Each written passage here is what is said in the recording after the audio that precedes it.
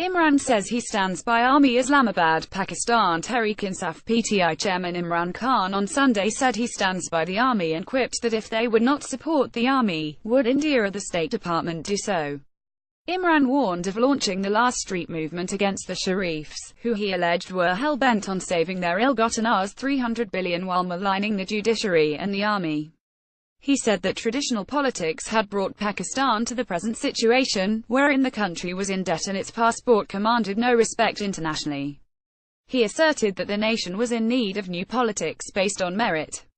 The PTI chief told a party membership convention here that they would wait and see whether the NAB courts would be allowed to function with regard to the ruler's corruption references, and cautioned that if they persisted with obstruction of the accountability process, the PTI would bring a historic crowd in Islamabad. Amid chants against the government and the Sharif family, Imran charged that the Sharif mafia was desperately focused on how to avert their conviction in money laundering, as they feared this would end up in seizure of their Rs. 300 billion. He apprehended that they Sharifs could resort to any move to derail democracy as it was acceptable to them to save their wealth. They are working on those lines to derail democracy and started derailing it when they declined to accept the Supreme Court's judgment in the Panama Papers case, he noted. On its part, he said, the army had declared in categorical terms that it stands by the constitution and democracy. Imran said the Sharif family would have to be answerable for Rs. 300 billion, while he Nawaz would say why was he sent home, and they would appear before the court as if they had conquered the occupied Kashmir. Imran came hard on Interior Minister Ahsan Iqbal and dubbed him as a pseudo-intellectual who thought as if he was the Aristotle. The PTI chairman claimed that he started his career during the martial law of Zia-ul-Haq. He called him the biggest fraud in Pakistan. He lauded the army's sacrifices and said they were rendering sacrifices and the Sharifs were targeting them. They are trying to provoke the army while it is standing with the constitution, he said.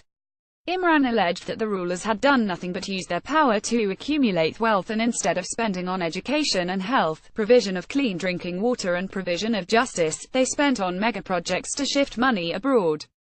Referring to the appointment of heads of state entities, he alleged that corrupt and cronies were appointed in key government departments and wondered how they would improve.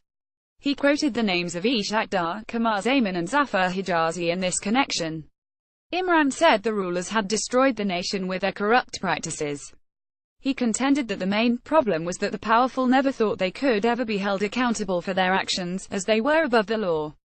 We are not able to harness the natural resources as we have no proper system. We have no system because of Nawaz and Zardari sitting on the top. They don't want the system to be developed, he alleged. He said how Zardari would sell tickets outside a cinema and now owned billions. Sharing the PTI's vision, Imran said, we just want prosperity and alleviation of poverty. He added that they would soon be visiting China to see how exactly they focused on alleviation of poverty. Imran recalled that Pakistan supported the US in the war on terror after 9/11 attack. However, he said, no one asked how Pakistanis were treated in the US during that time. Many Muslims were wrongly imprisoned on allegations of terrorism. Yet, our rulers did nothing to help these Muslims, he lamented. I only believe in one leader, and i.e. Muhammad Ali Jinnah. PTI's struggle is similar to that of the nation's founder. Quaid-i-Azam knew that Congress under the leadership of Gandhi will do nothing for the Muslims of South Asia. This is why Jinnah joined the Pakistan Muslim League, he added. He maintained that the British rulers and Congress wanted India to remain united, but Jinnah showed immense willpower and struggled for a separate nation for the Muslims. Speaking about the party policy, Imran made it clear that only those would come up in the party who would think in a big way and think for Pakistan. The PTI chairman claimed that his was the most popular party and was touching peak of popularity presently. The PTI convention marked the launch of PTI's membership campaign and website. Vice chairman of the party Shah Mahmood Qureshi claimed the entire nation was looking towards Imran Khan with hope and said that the people of Punjab and Sindh were unhappy with the PMLN and PPP. The PPP government has given nothing to people of Sindh except disappointment, he charged. The PTI leader conceded that much attention could not be given to Sindh but claimed that the landscape in Sindh would be changing in the next general elections.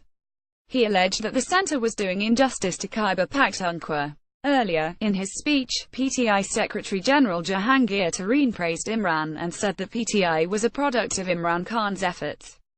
He claimed the party would achieve victory in the next general elections. Tareen said the party activists were working on improving the party's website so that all information regarding the party was readily available, including all the profiles of members and press releases. A scuffle broke out between the party's members and organizers as the workers wanted to enter the premises from the main gate, which was reserved only for VIPs. The workers were trying to seek entry from the same gate, from where Imran was to enter.